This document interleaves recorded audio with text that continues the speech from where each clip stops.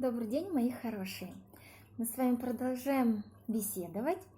И тема сегодня у нас жизнь диких животных в лесу весной. Итак, весной природа просыпается, оживает. Животные просыпаются от зимней спячки. Интересно, а вы знаете, какие животные впадают в спячку вообще? Я вот, например, знаю медведи, ежи, бурундуки, хомяки, даже лягушки впадают в спячку. Ну и многие другие животные тоже. Они зимой, у них зимой отсутствует доступ к корму, поэтому им приходится вынужденно впадать в спячку. Они замедляют дыхание, у них снижается температура тела и пульс. Во время спячки у животных замедляются все процессы жизнедеятельности. Перед тем, как впасть в спячку, животные усиленно питаются, чтобы накопить достаточно энергии на время спячки. Вот так. А знаете ли вы, как называются дома, жилища животных? Наверняка знаете, что медведь живет в берлоге. Да, у волка логово, у лисы нора, у белки, правильно, дупло. Кого мы еще не сказали? А знаете, где живут зайцы? Зайцы прям под кустами живут, представляете? Вот прям на снегу могут спать, летом вот прям в кустах и спят. Вот такие вот неприхотливые зайцы. Так, а весной они просыпаются, пробуждаются от зимней спячки и начинают выводить потомство. Вот как называются малыши у медведей, например? Правильно, медвежата. Вспоминаем, у ежихи ежата, у белки бельчата, у волчицы волчата, у зайчихи зайчата. Кого мы еще? У лисы лисята. Все верно. Давайте поиграем. Я буду говорить множественное количество малышей, например, ежата. А вы мне говорите в единственном числе один ежонок. Угу. Итак, много бельчат, один бельчонок. Много волчат, один волчонок. Угу.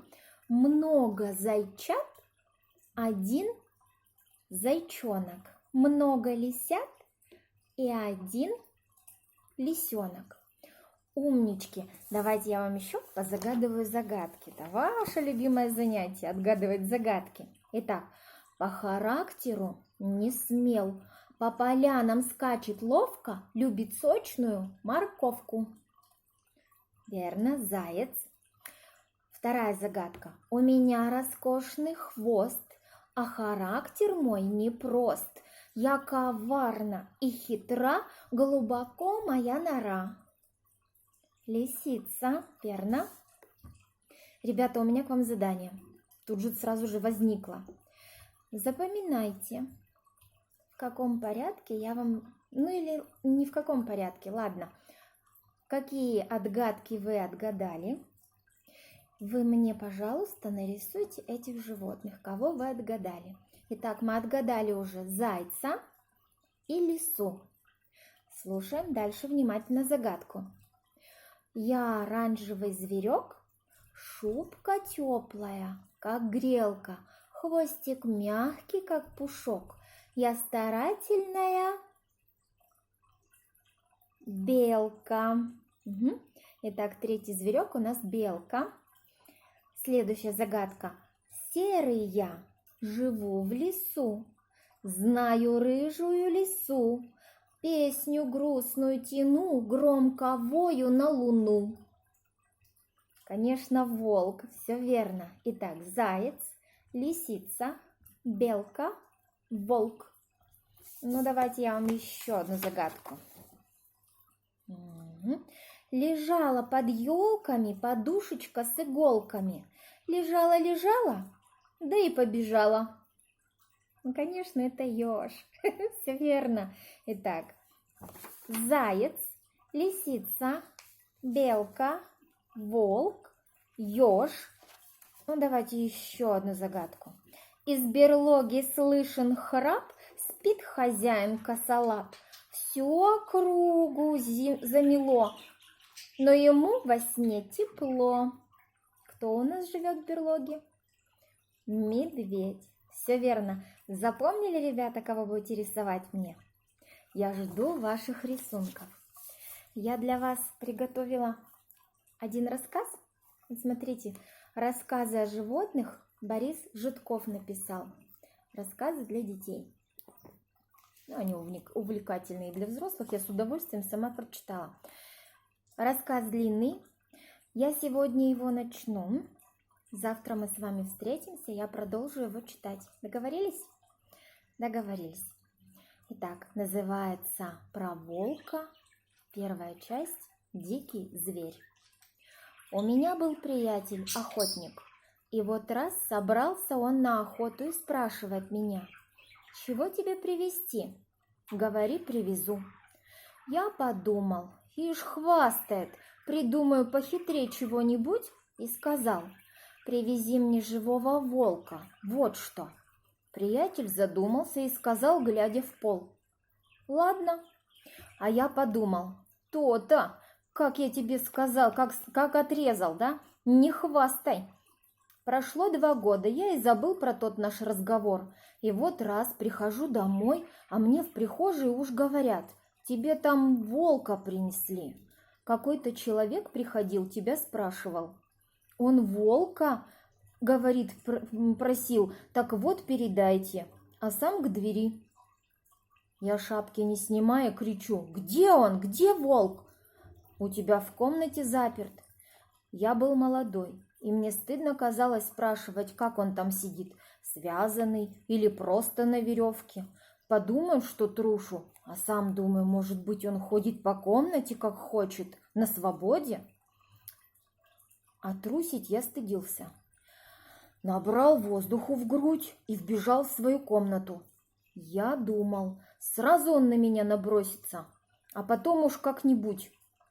Ну или не набросится сразу. Но сердце билось сильно. Быстрыми глазами я оглядел комнату. Никакого волка. Я уж обозлился. Надули, значит, пошутили. Как вдруг услышал, что под стулом что-то ворочается. Я осторожно пригнулся, поглядел с опаской и увидел головастого щенка. Говорю, вот.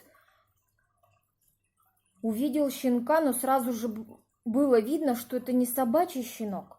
Я понял, что волчонок, и страшно обрадовался. Приручу, и будет у меня ручной волк. Не надул охотник, молодец, привез мне живого волка. Я осторожно подошел. Волчонок стал на все 4 лапы и насторожился. Я его разглядел. Какой он был урод! Он почти весь состоял из головы, как будто морда на 4 ножках. И морда эта вся состояла из пасти, а пасть из зубов. Он на меня оскалился, и я увидал, что у него полон рот белых и острых, как гвозди, зубов. Тело было маленькое, с редкой бурой шерстью, как щетина, и сзади крысиный хвостик. Ведь волки серые, а потом щенята всегда бывают хорошенькие, а это дрянь какая-то, одна голова да хвостик. Может быть, и не волчонок вовсе, а просто для смеха что-нибудь. Надул охотник, оттого и удрал сразу. Я смотрел на щенка, а он пятился под кровать. Но в это время вошла моя мать, присела у кровати и позвала: «Волченька, волченька!» Смотрю, волчонок выполз, а мать подхватила его на руки и гладит. Чудище этакое. Она его, оказывается, уже 2 раза поила из блюдца молоком, и он сразу ее полюбил. Пахло от него едким звериным запахом. Он чмокал и совался мордочкой маме под мышку. Мать говорит, если хочешь держать, так надо его мыть, а то вонь будет от него на весь дом. И понесла его в кухню. Когда я вышел в столовую, все смеялись, что я таким героем ринулся в комнату, будто там страшный зверь, а там щенок.